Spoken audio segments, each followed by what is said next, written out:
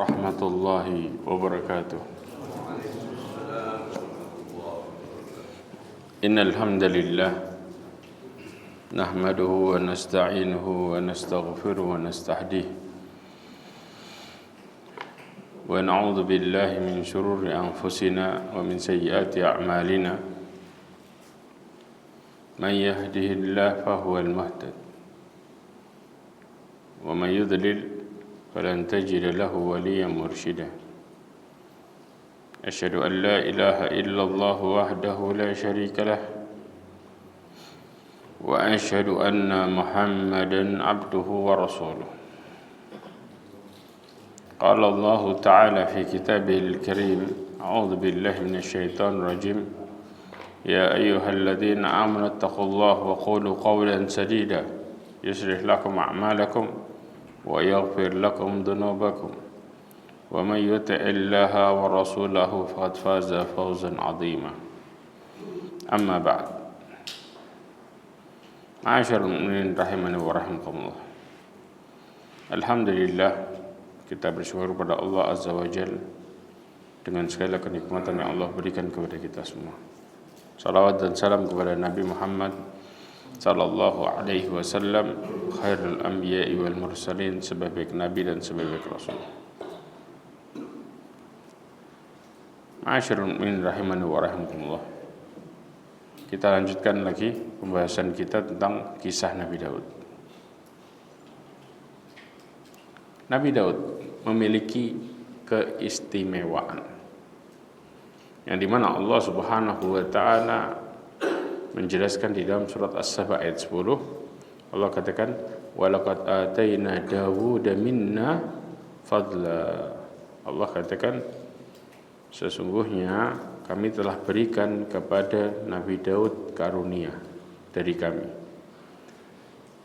Nabi Daud itu memiliki beberapa karunia, kelebihan-kelebihan. Di antaranya adalah bahwa Rasulullah sallallahu alaihi wasallam diperintahkan untuk bersabar. Dan Nabi Daud adalah contoh seorang hamba yang sangat taat kepada Allah Subhanahu wa taala. Rasulullah diperintahkan untuk mencontoh siapa? Nabi Daud. Sebagaimana di dalam surat As-Sad ayat 17, Allah katakan, isbir ala ma taquluna wadhkur abdana Dawuda dal aidi innahu awwab. Allah katakan, bersabarlah Muhammad atas apa yang mereka katakan, dan ingatlah akan hamba kami Daud yang mempunyai kekuatan, sesungguhnya dia sangat taat kepada Allah Subhanahu wa taala. Ya, Allah Subhanahu wa taala mengatakan bahwa Nabi Daud itu orangnya adalah awwab, ya, yang sangat taat. Kemudian di dalam tafsir Al-Imam Ibnu Katsir mengatakan ayat ini bercerita tentang perintah Allah kepada siapa? Nabi Muhammad SAW untuk bersabar atas ejekan-ejekan, hinaan-hinaan, gangguan-gangguan fisik ataupun mental yang terjadi dari kaum kafir Quraisy.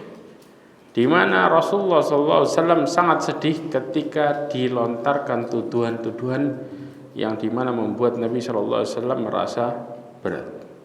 Maka di sini Allah Subhanahu wa taala memerintahkan kepada Rasulullah SAW untuk bersabar.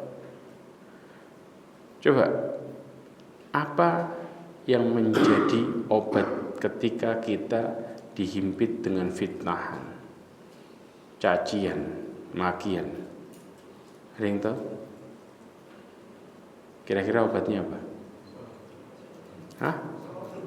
Salat. Yuk, sabar iya. Untuk bisa sabar itu gimana obatnya?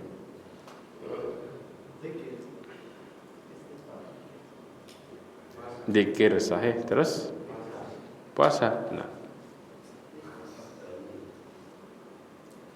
yang kita barusan lakuin, iya, Di antaranya memperbanyak salat dan juga zikir sahih. Sebagaimana Allah Subhanahu wa taala mengatakan dalam surat Al-Hijr ayat 97, 98, 99. Allah mengatakan walaqad na'lamu annaka yadhiqu sadruka bima yaqulun. Allah katakan dan kami sungguh mengetahui bahwa dadamu menjadi sempit disebabkan apa yang mereka katakan. Maka dikatakan apa? Fasabbih bihamdi rabbika wa kum minas sajidin. Allah katakan maka bertasbihlah dengan memuji Allah Azza wa Jalla dan jadilah engkau termasuk orang-orang yang bersujud. Di sini seseorang ketika menyelesaikan permasalahannya dengan dua metode ini, ya, maka Allah Subhanahu wa taala akan memberikan jalan keluar bagi semua masalahnya. Sebagaimana Syekh Abdurrahman Ibn Nasir As-Sa'di menjelaskan tentang surat Al-Hijr. Ya, kata Syekh Abdurrahman Ibn Nasir As-Sa'di bahwa perbanyaklah berzikir kepada Allah dan bertasbih kepadanya serta memuji dan laksanakan salat sebagaimana tadi disebutin. Kenapa? Karena sesungguhnya semua itu akan meluaskan dadamu, melapangkannya dan membantumu untuk menjalankan semua pekerjaan. Artinya hidup kita akan lancar dalam menjalani hambatan dan rintangan ketika kita memperbanyak tasbih dan salat. Kuncinya di situ. Ya. Maka ini diperintahkan kepada siapa? Kepada Rasulullah sallallahu alaihi wasallam. Makanya Rasulullah SAW di akhir hidupnya memperbanyak tasbih. Di antaranya ketika Rasulullah rukuk dan sujud dengan doa yang sama. Subhanakallahumma wa bihamdika Allahumma ighfirli. Karena Allah Subhanahu wa taala di sisi lain memerintahkan Rasulnya untuk menghabiskan sisa hidupnya dengan istighfar.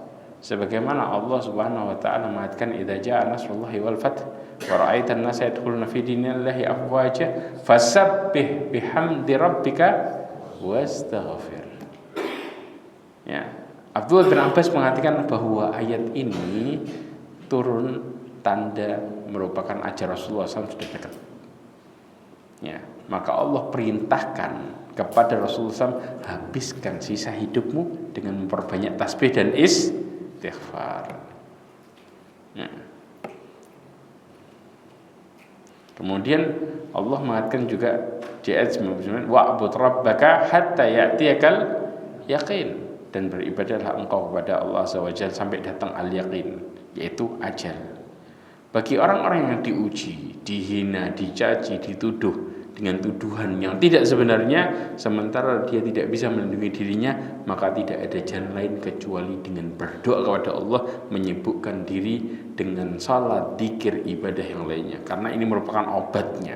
Karena tatkala Rasulullah SAW diperintahkan untuk bersabar, Rasulullah diperingatkan tentang kisahnya Nabi Daud yang rajin ibadah.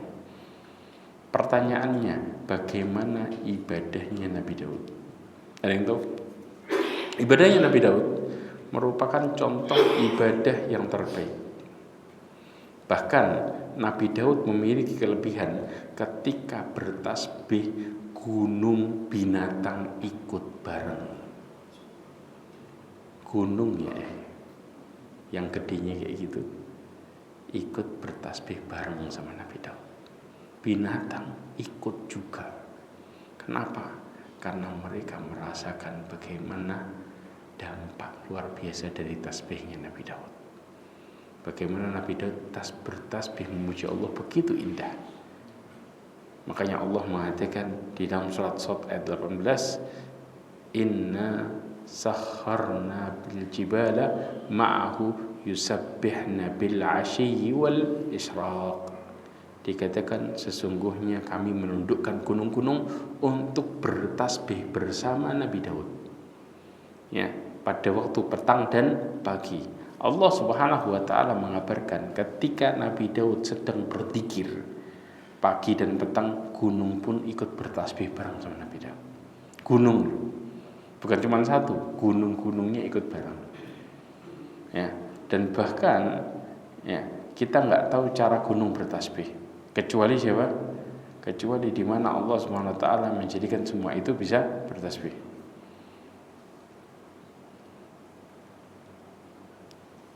Sebagaimana Allah Subhanahu wa taala mengatakan bahwa semua makhluk Allah itu bertasbih. Kita nggak bicara jin dan manusia ya. Selainnya, sebagaimana Allah Subhanahu wa taala mengatakan dalam surat Al-Isra ayat 44, Allah mengatakan wa in min syai'in illa yusbihu bihamdihi walakin la tafqahuna tasbihahum innahu kana haliman ghafura. Allah katakan, kata Allah, dan tidak ada sesuatu melainkan bertasbih dengan memuji Allah. Jadi semua makhluk Allah bertasbih. Kita nggak bicara jin dan manusia. Selain itu, semua makhluk Allah bertasbih. Ya, istilahnya ikan bertasbih, semua bertasbih. Akan tetapi kalian tidak mengetahui, tidak mengerti tasbihnya mereka. Sesungguhnya Dia Maha Penyantun lagi Maha Pengampun. Ini menunjukkan ya ikhwah bahwa makanya tanaman semuanya bertasbih kepada Allah Subhanahu wa taala. Kemudian Allah Subhanahu wa taala mengkabarkan juga tentang burung pun ketika Nabi Daud bertasbih ikut bertasbih juga.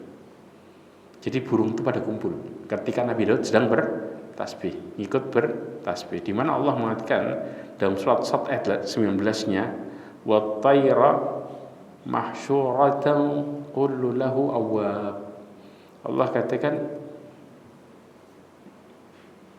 kami tundukkan burung-burung dalam keadaan terkumpul, masing-masing sangat taat kepada Allah Subhanahu wa taala. Al-Imam Ibnu Katsir mengatakan ketika Nabi Daud berzikir di waktu pagi dan petangnya, burung datang berkumpul bersama Nabi Daud.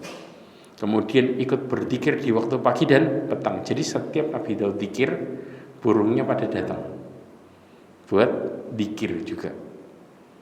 Nah, ini menunjukkan bagaimana luar biasa. Dan ketika Nabi Daud membaca kitab Zabur, burung pun juga akan datang untuk ikut mendengarkan bacaannya Nabi Daud. Kenapa? Karena begitu luar biasanya indahnya suaranya Nabi Daud.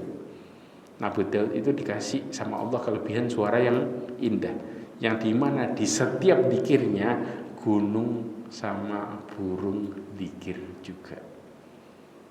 Jadi motivasi Nabi Daud bukan buat manusia, tapi juga hewan sama gunung pun ikut mendapatkan motivasi di balik zikirnya. Ma'asyiral mu'minin rahimani wa rahimakumullah. Kemudian juga Allah Subhanahu wa taala memberikan kepada Nabi Daud sebagai hakim yang sangat luar biasa. Di mana di dalam surat Sad ayat 20. Jadi subhanallah, di surat Sad ini diceritakan tentang mukjizat-mukjizatnya Nabi Daud. Allah mengatakan wa shaddadna mulkahu wa atainahu al-hikmata wa fasla al-khitab. Allah katakan dan kami kuatkan kerajaannya, kami berikan hikmah kepada Nabi Daud serta kebijaksanaan dalam memutuskan perkara. Artinya Allah SWT jadikan Nabi Daud sebagai orang yang adil dan cerdas dalam memutuskan setiap perkara. Makanya Allah jadikan sebagai hakim, bukan sekedar raja saja. Dan juga kelebihan yang sangat luar biasa juga, Allah jadikan besi lunak di tangan Nabi Daud. Makanya kemudian kenapa Nabi Daud Allah mudahkan peperangan-peperangan. Di antaranya Nabi Daud membuat di balik mukjizatnya baju perang, yang dimana biasanya mereka itu nggak pernah kenal sama yang namanya baju besi. Jadi baju besi pertama kali dibuat di mana? Di zamannya Nabi Daud. Buat perang pertama kali. Ya, makanya ketika perang pasukannya Nabi Daud mau ditusuk, mau diapain, malah pedangnya yang putus. Itu yang membuat kemudian Allah berikan kemenangan dengan mudahnya bagi Nabi Daud dan juga kaumnya. Allah Subhanahu wa taala mengatakan walaqad ataina Dawuda minna fadlan ya jibalu uwibi ma'ahu wat-tayra wa alanna lahul hadid. Allah katakan dan sungguhnya kami berikan kepada Nabi Daud karunia dari kami, ya, wahai gunung-gunung dan burung-burung apa? Bertasbihlah. Uwibi. Awab tadi orang yang taat beribadah. Allah perintahkan kepada gunung dan burung untuk bertasbih berulang-ulang bersama Nabi Daud. Makanya Allah katakan uwibi. Ya. Kemudian wa alanna lahul hadid, dan juga kami lunakkan besi untuk Nabi Daud. Di sini para ahli tafsir menjelaskan di antara mukjizatnya, kata Imam Ibnu Katsir, besi yang dipegang akan menjadi lembek tanpa perlu dipanaskan terlebih dahulu. Jadi Nabi Daud pegang besi apapun jadi apa? Lembek. Makanya kayak pegang apa? Lempung, malam tuh. Ya, dibuat mainan, mau dilurusin bisa, mau dibuletin bisa, terserah Nabi Daud. Ya. Sehingga apa? Sehingga beliau dengan mudahnya membentuk besi menjadi bermacam-macam bentuk sesuai dengan yang dikehendaki Nabi Daud. Makanya diantaranya Allah Subhanahu wa taala jadikan buat Nabi Daud mudah membuat baju besi buat perang. Sebagaimana dalam surat As-Saba ayat 11, di mana Allah Subhanahu wa taala mengatakan ani'mal sabighati wa qidri fi sadri. Dikatakan bahwa buatlah baju besi yang besar, wa qadir fi sardi wa'malu salihah inni bima ta'maluna basir. Allah mengatakan kemudian ukurlah anyamannya. Jadi subhanallah, baju besinya diapain? Dianyam. Antum pernah ketemu baju besi dianyam enggak? Nah, sama Nabi Daud diapain? Dianyam tuh baju besi buat jadi baju perang. Al-Imam Ibnu Katsir mengatakan bahwa Allah Subhanahu wa taala melunakkan besi untuk Nabi Daud. Kemudian Allah mengaruniakan ilmu untuk bisa mengelola besi tersebut, ya, dengan dipanaskan sebagaimana wajarnya dan menjadikan ilmu yang diwarisi bagi umat manusia. Makanya ini adalah baju bersih pertama yang dimanfaatkan oleh umat manusia. Karena dulu nggak ada ilmunya bagaimana besi itu dilunakkan. Ya, jadi sebagian ahli tafsir juga ada yang meyakini bahwa Allah kasih ilmu kepada Nabi Daud untuk mengelola besi. Itu mukjizatnya. Ya. Kemudian di antara mukjizatnya Nabi Daud, ya, Allah Subhanahu wa taala menjadikan keberkahan waktu buat Nabi Daud. Saya ulang lagi, Allah menjadikan apa? Keberkahan waktu buat Nabi Daud. Kenapa? Ada yang tahu keberkahannya? Nah, dalam hadis Nabi SAW yang diriwayatkan oleh Al-Imam Bukhari, dikatakan khuffifa ala Dawud alaihi salam Quran, telah dimudahkan bagi Nabi Daud membaca Al-Quran, yaitu Az-Zabur yang dimaksud. Fakana ya'muru bi dawabihi fa tusraj, ya, fayaqra'ul Qur'an qabla an tusraja dawabuhu wa la ya'kulu illa min amali yadihi. Dikatakan bahwa pernah memerintahkan supaya pelana-pelana hewannya, tunggangannya disiapkan, maka dia selesai membaca Quran sebelum pelana hewan tunggangannya selesai disiapkan. Bayangin, artinya Nabi Daud itu membaca kitab Zabur di waktu yang dimana waktu itu seakan-akan Allah buat panjang, padahal masih melewati waktu yang sebentar. Ini yang disebut dengan keberkahan waktu. Pertanyaannya, apakah itu terjadi terkadang di zaman kita sekarang atau enggak ada?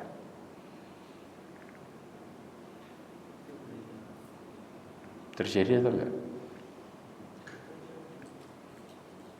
Hah? Terjadi. Terjadinya gimana? Ya ikhwah, pegang ini baik-baik. Lakuin yang sama.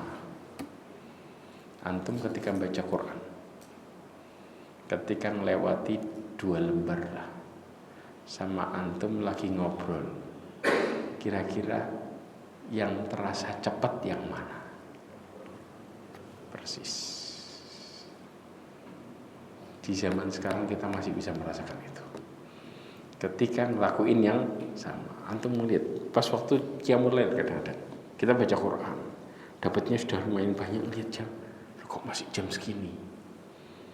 Karena Allah buat keberkahan waktu. Buat siapa? Yang membaca Al-Quran. Prinsipnya sama sebenarnya.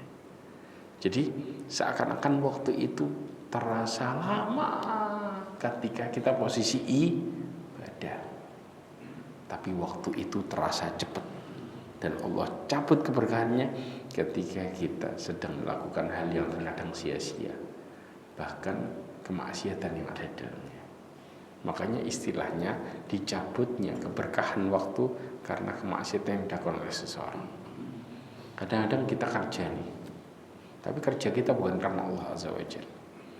Kadang-kadang kita mulai dibuat apa? Dibuat seakan-akan bahwa kita sedang melupakan Allah Subhanahu wa Ta'ala. Maka Allah buat waktu itu menjadi apa? Cepat. Kebayang nggak antum? Dari jam 12, jam 11, setengah 12 lah, ketika adzan kumandang, antum nunda sholat. Contoh kasusnya, nanti dulu. Ketika antum nunda sholat dan sedang ngejar kerjaan, ya, sama antum sholat di pertama, ya, mana yang lebih antum merasain waktunya lebih cepat? Nunda atau sholat di awal? Nunda. Kok sudah jam segini? Ya Allah. Kadang-kadang sudah mau adzan baru antum sadar. Padahal tadi cuma sebentar loh anak kerjaan. Ini yang terjadi. Jadi ketika kita menunda perintah Allah, Allah jadikan waktu itu apa? Seakan-akan hilang keberkahannya dan kita nggak ngerasain kalau waktu itu berjalan begitu cepat. Tapi begitu kita menjadikan urusan Allah di awal, Allah jadikan waktu itu berkah. Yang kerjaan yang awalnya kita bingung, pusing, tahu nggak? Imam Abu Hanifah pegang prinsip ini ketika kita lagi sedang bingung. Imam Abu Hanifah pernah dikatakan idza ashkalat alaihi masalah, ketika dia sedang bingung untuk memecahkan sebuah masalah, maka dia mengatakan apa? Ma'ada illa bidan bin ahdathtuhu. Kata Imam Abu Hanifah, semua ini terjadi karena dosa yang aku lakukan. Kemudian apa? Imam Abu Hanifah kemudian istighfar. Istighfar rubbama qama wa shalla. Kemudian berdiri dan juga salat. Kemudian minta ampun sama Allah Azza wa Jalla. Kemudian apa? Fatang kashifa alaihi masalah. Tiba-tiba masalahnya terpecahkan. Subhanallah, lagi ngajar nih buntu, salat. Minta ampun sama Allah, salat. Begitu selesai salat, langsung lancar lagi pikirannya, bisa ngajar lagi. Kemudian Imam Abu Hanifah mengatakan, la'alla tiba alayya, mudah-mudahan Allah Subhanahu wa ta'ala mengampuni dosaku. Jadi semua masalah kita berawal dari dosa yang kita telah lakukan. Maka ketika seseorang meminta ampun kepada Allah Subhanahu wa ta'ala dan juga salat, maka Allah jadikan waktunya berkah, masalahnya selesai. Tapi sayang, di saat kita lagi genting, kita lebih milih toleh kanan, toleh kiri. Ada nggak sohib yang bantu? Buka HP, baca WA, kemudian telepon orangnya.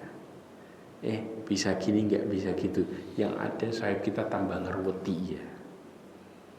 Kenapa? Karena sumber solusi hanya datang dari satu sisi, yaitu Allah Azza wa Jalla. Maka Allah ajarkan di sini ketika Nabi Daud membaca Zabur, maka Allah jadikan waktu itu berkah. Dan kita juga bisa sebenarnya.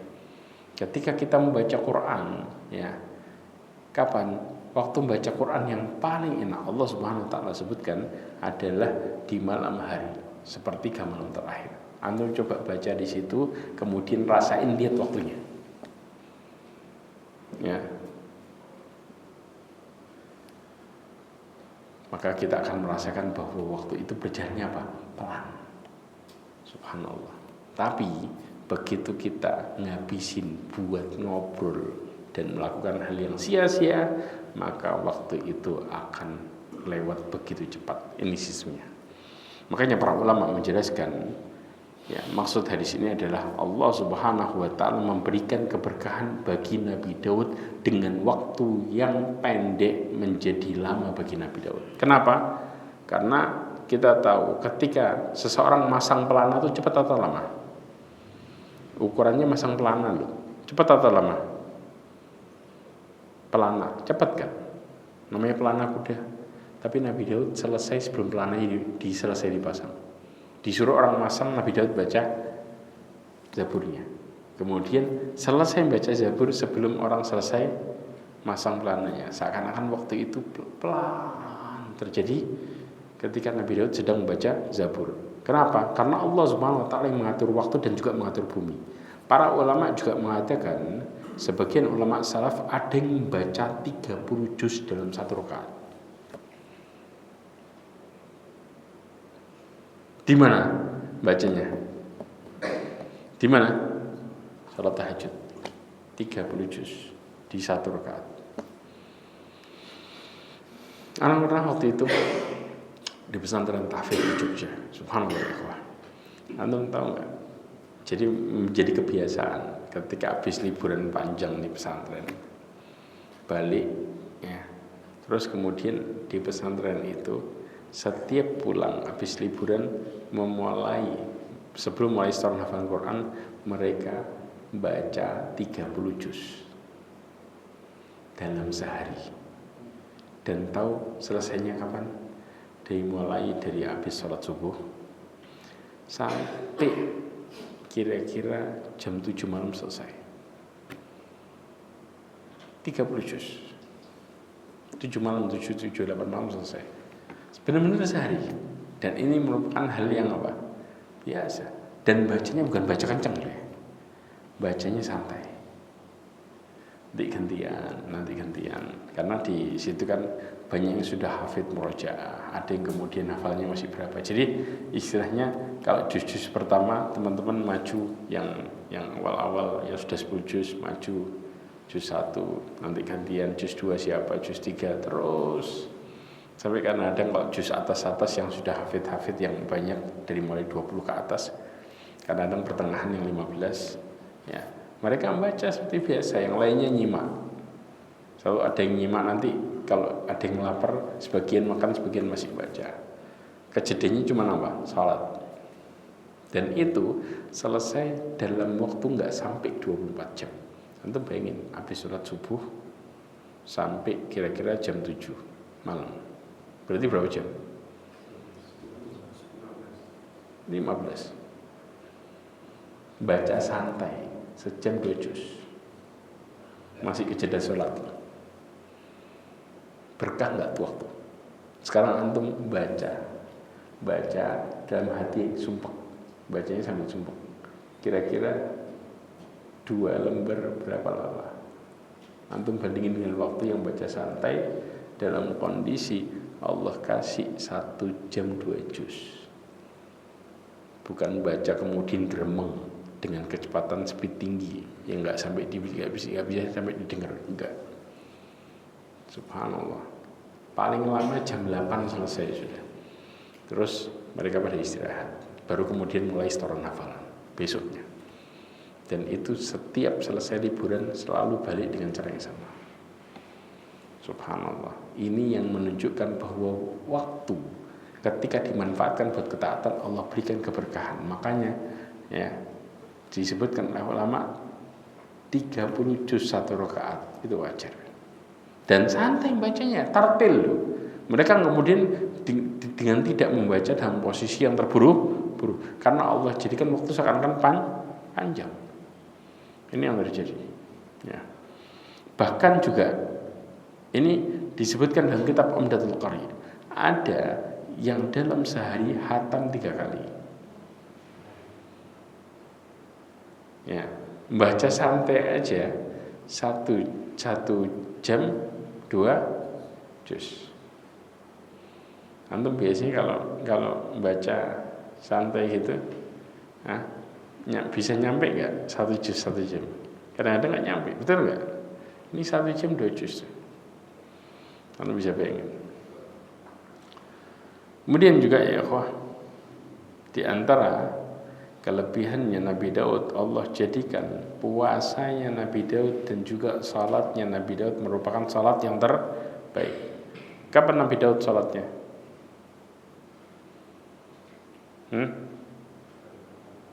Sepertiga malam terakhir.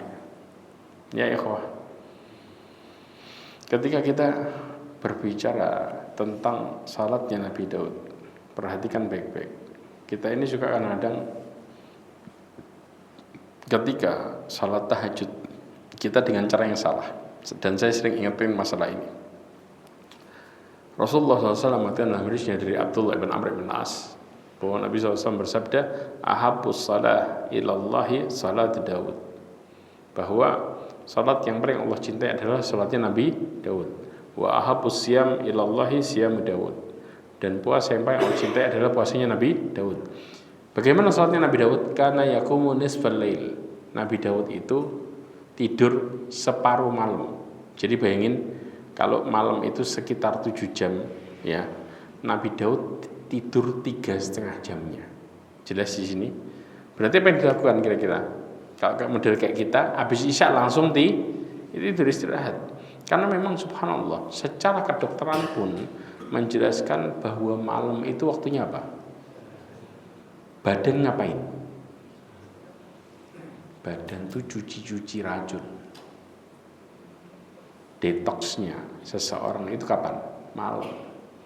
Antum coba cek di ilmu kedokteran, dari jam 10 sampai jam 1 itu detoxnya. Kita kan kadang dari jam 10 ngapain? Majelis makan sampai jam 1. Makanya kadang apa? Badannya kacau. Jam 10 sampai jam 1 malam itu waktunya detox. Ya. Di mana ginjalnya semuanya kerja untuk membersihkan racun di dalam tubuh. Makanya boleh nggak diisi makanan? Nggak boleh harusnya. Makanya kenapa kok disuruh istirahat? Kalau istirahatnya baik, maka otomatis cuci di badannya juga baik. Maka orang pun bangun juga tambah sehat. Tapi kalau orang begitu malamnya mereka begadang, tambah dimasukin sesuatu, tambah, coba lihat bangunnya berat, nggak karuan. Makanya Rasulullah SAW benci ngobrol setelah isya. Istilahnya seperti itu. Karena ada subhanallah rahasia yang besar di balik itu. Kalau kita lihat ilmu kedokteran pun antum lihat bagaimana seseorang disuruh istirahat di malam harinya. Allah mengatakan wa ja'alna al-laila libasa wa ja'alna an-nahara ma'asya. Allah jadikan malam sebagai pakaian, yaitu apa? Istirahat.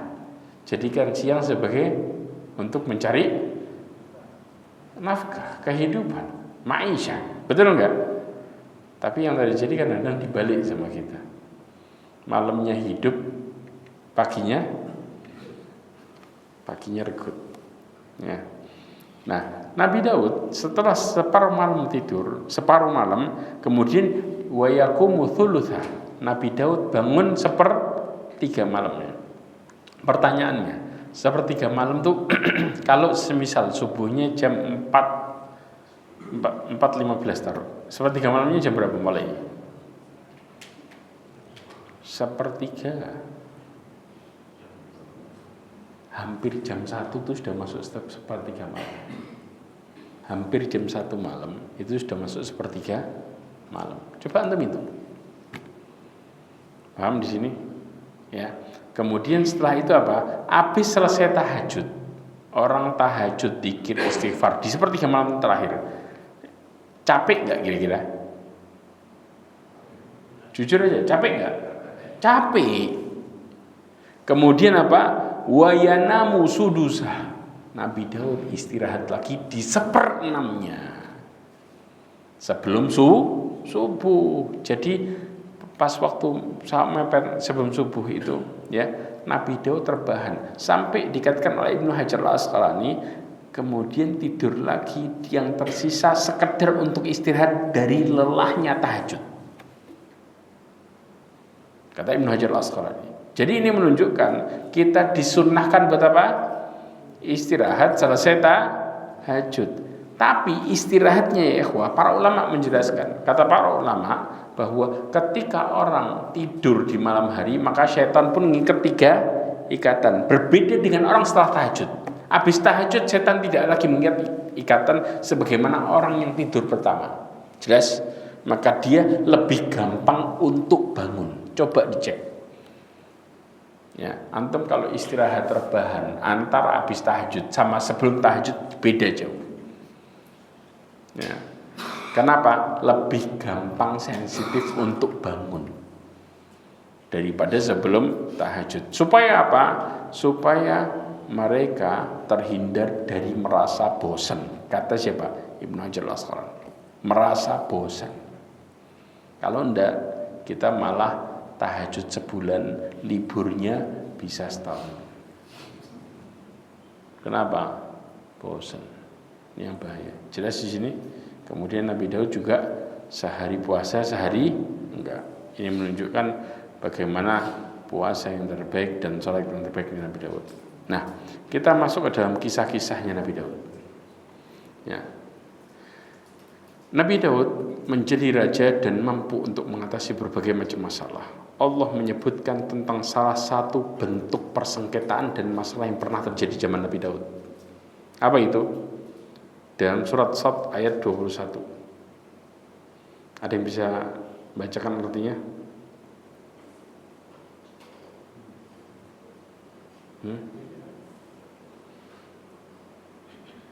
Di dalam surat Sad ini kisahnya Nabi Daud terus nih. Nanti masuk ke ayat 22 terus.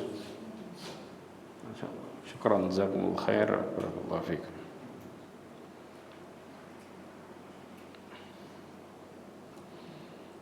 Allah SWT menjelaskan dalam surat Sad ini, ya, tentang persengketaan sekaligus teguran terhadap siapa?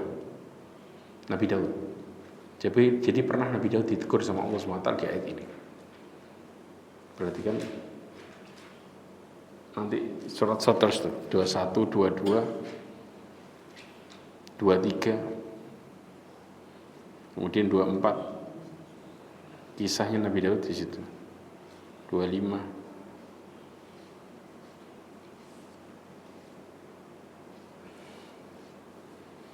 Ya.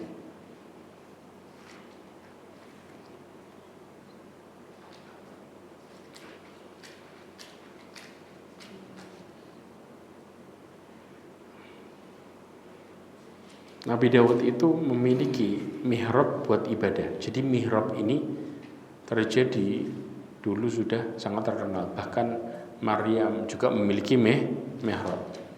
Ya, mereka beribadah di mana? Dulu di mihrabnya. Ya. Kemudian juga Allah Subhanahu wa taala menjadikan Nabi Daud orang yang bijaksana dalam mengambil keputusan. Kenapa? Karena Allah SWT memberikan kepada Nabi Daud hikmah. Hikmah itu bukan sekedar ilmu ya ikhwan, tapi juga kecerdasan. Ya, dalam melihat sebuah perkara dan cara menyelesaikannya. Ya, coba dibaca. Dan apakah telah sampai kepadamu berita orang-orang yang berselisih ketika mereka menjadi di mihrab? Ya. Allah SWT mengatakan wa hal ataka naba'ul khasmi id tasawwarul mihrab. Tasawwaru adalah memanjat. Maka di sini Allah mengatakan apakah sampai kepadamu berita orang-orang yang berselisih yang mereka memanjat dinding mihrab. Disebutkan ketika Nabi Daud berada di sebuah mihrabnya, ya, untuk beribadah kepada Allah Subhanahu wa taala. Dan ini disebutkan dalam tafsir Ibnu Katsir dan kitab Qasasul Anbiya. Maka dia tidak sedang melayani orang-orang yang bersengketa. Tetapi apa? Ada dua orang yang memanjat dinding mihrab tersebut kemudian masuk menemui Nabi Daud tanpa minta izin. Ya. Ada yang mengatakan bahwa kedua orang itu adalah jelmaan malaikat. Tetapi kisah ini adalah kisah Israiliyat. Kalau yang mengatakan jelmaan malaikat. Jadi benar-benar dua orang yang sedang bersengketa sampai menaiki mihrabnya Nabi Daud buat ngomong sama Nabi Daud. Karena ketika Nabi Daud di dalam mihrabnya tidak melayani, maka Allah tegur ini.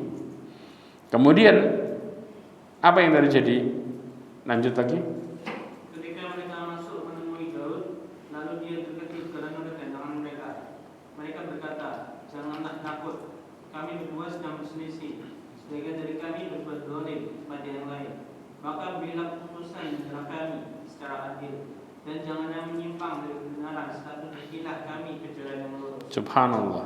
Dua orang ini yang menemui Nabi Daud tahu bahwasanya dia adalah seorang hakim yang selalu menyelesaikan permasalahan. Ya, mereka pun mendatangi untuk menyelesaikan permasalahan mereka dan menceritakan permasalahan mereka kepada siapa? Nabi Daud.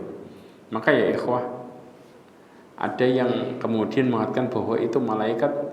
Ya, mereka kembali kepada permintaan mereka untuk supaya Nabi Daud memutuskan secara adil. Ya. Kemudian lanjut lagi. Sesungguhnya saudaraku ini mempunyai 99 ekor kambing betina, dan aku mempunyai seekor saja. Lalu dia berkata, "Serahkanlah kambingmu itu kepadaku." Dan dia mengalahkan aku dalam perdebatan. Nah, maka kemudian ya diceritakan kasusnya. Akhirnya Nabi Daud langsung memberikan keputusan. Ya, di mana awalnya saudaranya punya 99 ekor kambing. Kurang satu jadi berapa? 100. Terus kemudian saudaranya punya 1 ekor. Maka yang satu ini disuruh nyerahin dengan berharap apa? Supaya jadi 100 lengkap. Kira-kira kalau kita ngeliat kasus kayak gini, maka yang 99 dolim enggak? Dolim kan? Karena maksa yang satu buatnya nyerahin. Apa yang dilakukan oleh Nabi Daud keputusannya? Lanjut. Dia Daud berkata, "Sungguh dia telah berbuat zalim kepadamu, dan meminta kambingmu itu ditambahkan pada kambingnya. Memang banyak di antara orang-orang yang bersekutu itu berbuat zalim kepada yang lain, kecuali orang-orang yang beriman dan mengerjakan kebajikan. Dan hanya sedikitlah mereka yang begitu." Dan Daud menduga bahwa kami memujinya, maka dia memohon ampunan kepada Tuhannya, lalu menyukur, sujud dan bertaubat. Subhanallah. Antum tahu ini kisahnya. Secara zahir, salah satu dari kedua orang itu memiliki 99 ekor kambing adalah orang tamak. Betul apa enggak? Ya, karena dia telah memiliki banyak kambing. Tapi masih meminta kambing saudaranya yang hanya 1 ekor. Akan tetapi ternyata Nabi Daud salah dalam memberikan keputusan.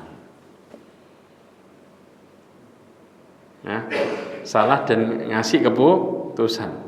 Kemudian Nabi Daud apa? Nabi Daud pun bertobat kepada Allah Subhanahu wa taala. Coba lanjut. Lalu kami mengampuni kesalahannya itu, dan sungguh dia mempunyai kedudukan yang benar-benar dekat di sisi kami dan tempat kembali yang baik. Kira-kira pertanyaannya, apa kesalahannya Nabi Daud?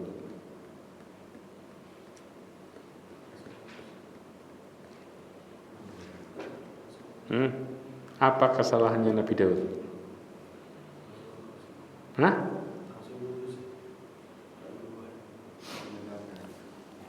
Di dalam tafsir Al-Imam Ibnu Katsir mengatakan bahwa tidak ada hadis yang sahih yang menjelaskan tentang hal ini secara zahir. keputusan Nabi Daud adalah benar. Tapi sebagian ahli tafsir mengatakan bahwa kesalahan Nabi Daud, beliau segera memberikan keputusan. Percaya. Ya, sebelum pihak kedua berbicara. Ini yang jadi masalah. Kenapa? Pihak pertama ngomong, pihak kedua nggak dikasih kesempatan, langsung dengan mengatakan, oh salah. Maka di saat itulah Nabi Daud kemudian bertobat kepada Allah SWT. Seharusnya Nabi Daud diam dan mendengarkan dua belah pihak. Kenapa ini ngambil, kenapa ini kok diambil? Pasti masing-masing punya alasan. Karena dikatakan sebelumnya setelah mereka menang debat. Betul apa enggak? Maka kambingnya pun diambil. Ini menunjukkan maka orang yang tadi, dua orang ini tadi beradu argumen, sehingga yang punya 99 kambing akhirnya mengambil satunya karena punya alasan. Sedangkan yang cerita yang mana? Yang punya satu kambing atau yang punya 99? Yang cerita pertama, yang punya satu kambing. Sedangkan yang 99 sempat ditanyain enggak? Enggak. Paham di sini? Kemudian Nabi Daud langsung memberikan keputusan. Maka di saat itulah Nabi Daud pun bertobat kepada Allah Subhanahu wa taala karena salah dalam memberikan keputusan tanpa mendengar pihak yang 99. Karena kita kalau kadang-kadang nih, makanya ya ikhwah, coba perhatikan pelajarannya. Ya, ketika kita ngelihat orang berselisih, ya, yang satunya, ya, seakan-akan orang ini wajahnya garang, kelihatan kayak orang dolim, ya, kelihatan seperti orang yang semena-mena. Kemudian yang satunya wajahnya melas, kelihatan seperti orang yang didolimi dan lain sebagainya. Kira-kira yang didolimi tadi kerasanya itu cerita, kita kadang-kadang langsung mutusin nggak? Wah, antum sih dolim misalnya. Seakan-akan ini yang terlihat jahat. Padahal tetap apapun yang terjadi kita harus mendengar dua belah pihak baru bisa memutusin. Itu yang terjadi. Maka belajar dari kejadian Nabi Daud di sini, Nabi Daud pun bertobat kepada Allah Subhanahu wa taala terhadap apa yang menjadi kesalahannya. Kemudian di sini juga menyebutkan di antara kesalahan Nabi Daud adalah masalah pendapat.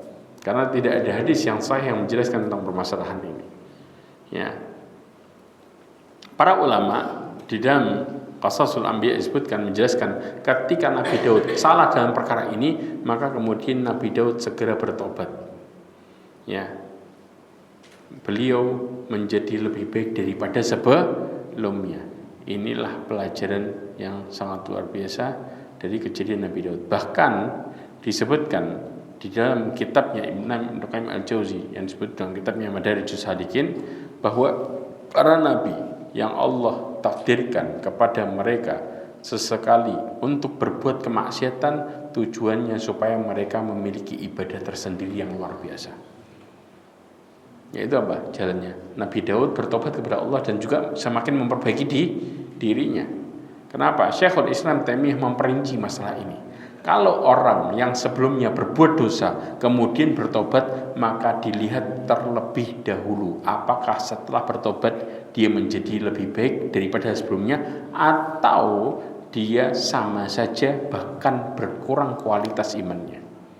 Kenapa? Karena ada orang yang bermaksiat tapi menjadikan kualitas imannya berkurang meskipun dia telah bertobat. Tetapi ada orang yang setelah dia bertobat kepada Allah Subhanahu wa taala, imannya menjadi semakin tinggi karena rasa takutnya kepada Allah Azza wa Jalla. Jadi dan semakin bagus ketakwaannya. Maka dari sini orang yang semakin tinggi derajatnya setelah dia bertobat, mereka yang akan semakin memperbaiki diri. Ini ciri-cirinya. Jadi orang yang bertobat, setelah bertobat ada dua tipe. Ada tipe yang tambah turun, ada tipe yang tambah taat. Jelas? Kalau yang tambah taat berarti kualitas imannya semakin tinggi karena dia memiliki rasa takut yang semakin kuat kepada Allah di balik kemaksiatan yang telah dia lakukan. Ini pelajarannya. Jadi Allah menjadikan para nabi itu menjadi hamba yang semakin baik di saat Allah menguji mereka dengan kesalahan. Jelas? Dan ini tujuan kenapa kita dibuat hamba yang mudah berbuat salah, supaya menjadi hamba yang semakin baik. Tapi kalau kita menjadi orang yang dari awal baik terus, bisa disebut baik gak? Nggak ada kesalahan kebaikan, karena satu tipe semua. Paham ya? Tapi ketika kita pernah berbuat salah, kemudian kita berbuat ketaatan semakin baik, maka itulah bentuk ketakwaan yang sebenarnya. Hamba disebut takwa karena setelahnya apa? Sebelumnya mereka berbuat salah dan kemudian memperbaiki diri kepada Allah SWT. Takutnya akan terlihat di balik kemaksiatan yang telah dia lakukan. Makanya Allah Subhanahu wa taala menyebutkan hamba yang bertakwa dengan ciri-ciri ketika mereka berbuat salah. Sebagaimana Allah mengatakan apa? Di dalam surat Ali Imran ayat 135. Ya. Allah Subhanahu wa taala mengatakan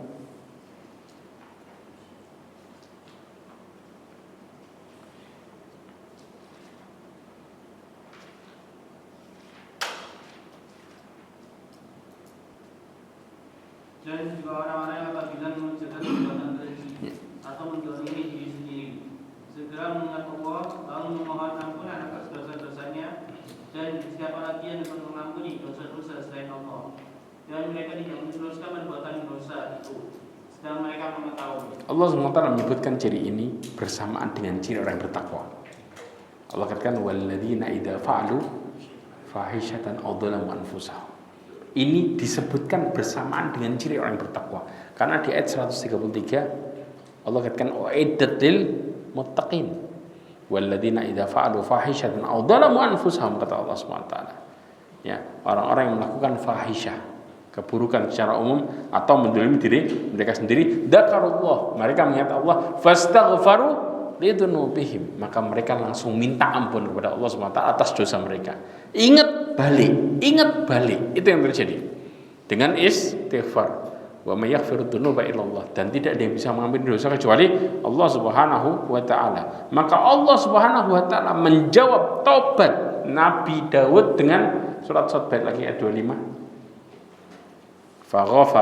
Faghafarna lahu dzalika. Lalu kami mengampuni kesalahannya itu, dan sungguh dia mempunyai kedudukan yang benar-benar dekat di sisi kami dan tempat kembali yang baik. Masya Allah. Inilah jawaban Allah Subhanahu wa ta'ala. Kemudian ya ikhwah, kita insya Allah akan berbicara tentang bagaimana Nabi Daud kemudian setelah itu masuk ke Nabi Sulaiman. Ya, bagaimana ya bertemunya dua orang ini, ya, di mana kemudian Nabi Daud setelah itu generasinya Nabi Sulaiman. Ya, kenapa? Karena dua-duanya memiliki kesamaan, sama-sama Allah jadikan sebagai apa? Raja. Ya, nanti setelah itu kita masuk pertemuan berikutnya setelah habis Nabi Daud ini, insya Allah pertemuan berikutnya kita tepat akan masuk kepada Nabi Sulaiman. Dan ingat ya ikhwah, di Nabi Daud ini di dalam kitab Injilnya Perjanjian Lama disebutkan tentang 2 ayat bercerita tentang Nabi Daud, tapi isinya adalah tuduhan. Na'udzubillah min dzalik. Bagaimana tuduhannya terhadap Nabi Daud, kita akan bicara di pertemuan berikutnya biidznillah insyaallah. Jelas, mudah-mudahan apa yang kita pelajari hari ini menjadikan kita semakin bertakwa kepada Allah Subhanahu wa taala, dan mudah-mudahan Allah Subhanahu wa taala menjadikan kita semua menjadi orang-orang yang bertauhid dan juga orang-orang yang selalu berserah diri kepada Allah Subhanahu wa taala, dan Allah mudah-mudahan menjadikan akhir hidup kita husnul khatimah. Subhanakallahumma wa bihamdika asyhadu an la ilaha illa anta astaghfiruka wa atubu ilaik. Assalamualaikum warahmatullahi wabarakatuh.